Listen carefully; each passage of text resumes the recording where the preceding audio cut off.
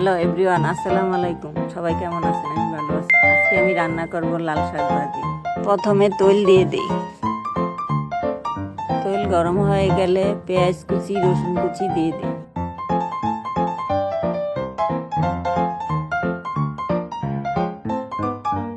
তারপর লবণ দিয়ে দিই।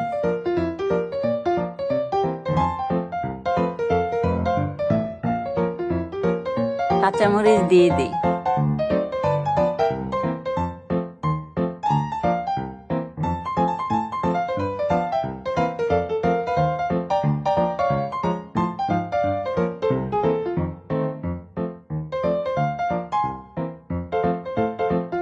পেঁয়াজ ভাজা হয়ে গেলে লাল শাক দিয়ে দিই।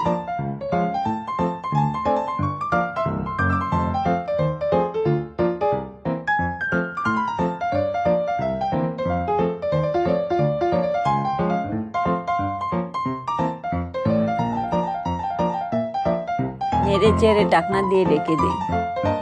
ঢাকনা নামিয়ে জলপাই দিয়ে দিই। ঢাকনা দিয়ে ঢেকে দিই। হয়ে গেলে নামিয়ে নিই।